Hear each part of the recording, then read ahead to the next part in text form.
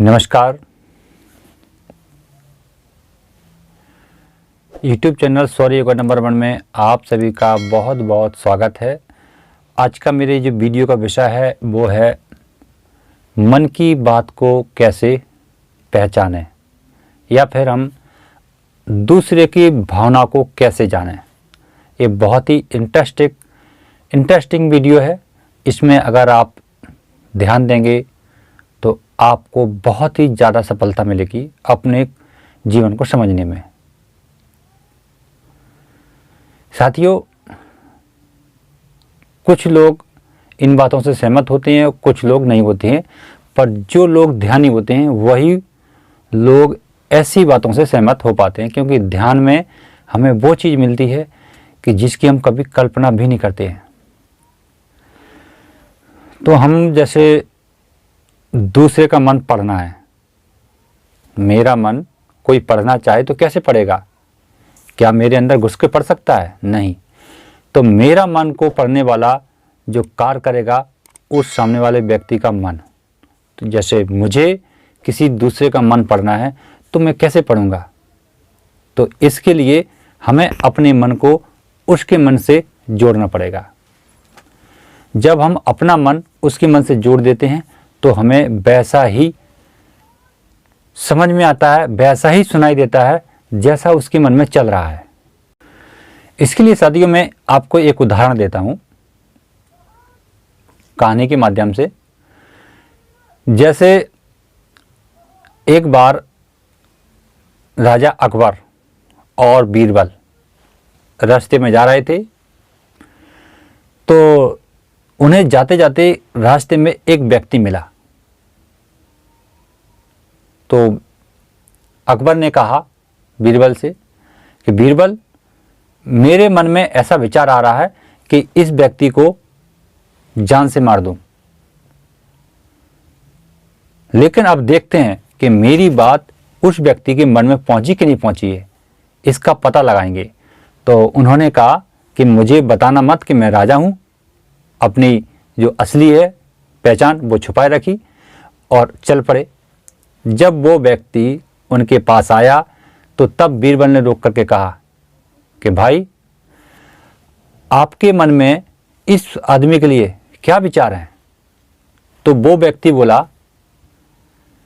कि मेरे मन में ऐसा विचार है कि इस आदमी की दाढ़ी नोच लूं।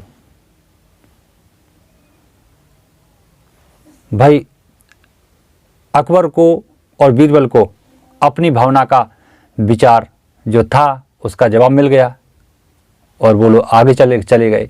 तो तब बीरबल कहते हैं कि राजा, कि जो भी व्यक्ति अपने मन में जैसा विचार करता है वैसा ही भावना उसके लिए, जिसके लिए वो कर रहा है, उसके मन में भी पैदा होती है। अगर हम किसी को गाली देने का विचार पैदा करते हैं तो जिसके लिए हम ऐसा विचार पैदा कर रहे हैं उसके सामने वाले के मन में भी वैसा ही विचार पैदा होगा हमारे लिए। अगर हम किसी से अच्छी बात, उसकी सुख शांति के लिए विचार पैदा कर रहे हैं तो सामने वाले व्यक्ति के मन में भी हमारे लिए सुख शांति के विचार पैदा होंगे। यदि हम किसी की दुआएं कर रहे हैं किसी के लिए तो सामने वाला भी व्यक्ति हमारे लिए दुआ करेगा। ये मन की पढ़ाई है। बशर्ते समझना ये है कि आप अपने दिमाग से, अपने मन से उसके पास क्या संदेशा भेज रहे हैं। अगर आप अपने दुश्मन को कहते हैं जब भी मौका मिलेगा तो मैं तुझे छोड़ूंगा नहीं, तो साथियों ये जो ट्रांसमीटिंग है हमारी मस्तिष्क की, यानी हमारे दिमाग की, वो ट्रांसमीटिंग मन की उसके मन में पहुंच जाती है। वो व्यक्ति भी ऐसा ही कहता है कि तुझे मैं नहीं छोड़ूंगा जब भी मौका मिलेगा। लेकिन यदि हम अपने मन से उस व्यक्ति के लिए अगर विचार करते हैं कि मुझे जब भी आप मिल जाओ तो मैं आपका सम्मान और आदर करूंगा, तो सामने वाला भी व्यक्ति, वो व्यक्ति पिघल के एकदम शांत स्वभाव में चला जाता है और कहता है ठीक है, इसने गलती की है तो कोई बात नहीं, मैं इसे माफ़ कर दूंगा जब भी मिलेगा तब। तो ये विचार हैं। इसी पर तो भगवान बुद्ध ने भी कहा है, बैर को बैर से शांत नहीं किया जा सकता है।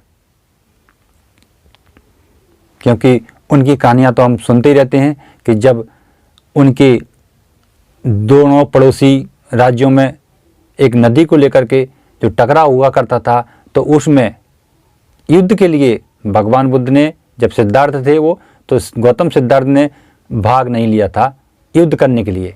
तो ये क्यों नहीं लिया था? क्योंकि उनका जो मनोवैज्ञानिक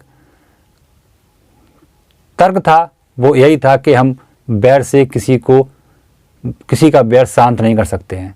ठीक इसी प्रकार से अगर हम अपने दुश्मन का दिल जीतना चाहते हैं तो हमें उसके प्रति अच्छी भावना, अच्छे विचार बनाना पड़ेंगे, तभी हम उसके मन को जीत सकेंगे। तो साथियों, ये बहुत ही छोटी और ना समझी जैसी बात है, परंतु अगर जिस दिन आप इन बातों को, या हम सब इन बातों को लेकर के चलते हैं, तो हमारे जीवन में खुशियों के अलावा दुख नाम की कोई चीज़ ही नहीं रहती है। तो साथियों, मन की भाषा को समझें, क्योंकि जो हमारा मन हमसे जो भी कहता है वैसा उससे भी जाके कह देता है। इसे कहते हैं चुगलखोर। जो आप अपने मन से कहलवाना चाहते हो वो उधर जाकर के उसके मन से कह देता है, क्योंकि हम अपनी इंद्रियों के द्वारा, अपनी चतुर चालाकी के द्वारा इस जिह्वा को बोल सकते हैं, लगाम लगा सकते हैं, परंतु जो मन है वो वायु तत्व का एक अंग है, और वायु तत्व हर एक प्राणी के अंदर मौजूद है। तो वहाँ उनकी कोई चुगली नहीं चलती है, उनका कोई बांटा नहीं चलता है, उनका एक एक काम एक ही जगह करते हैं सब। जैसा हुक्म है वैसा पालन करना है। तो चलिए तो साथियों, वीडियो को शेयर करते रहें और लाइक करके अपना आशीर्वाद हमें ज़रूर दें।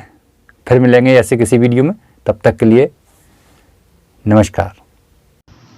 स्वर योगा नंबर में चैनल को सब्सक्राइब करें और पाएं जीवन से जुड़ी महत्वपूर्ण बातें।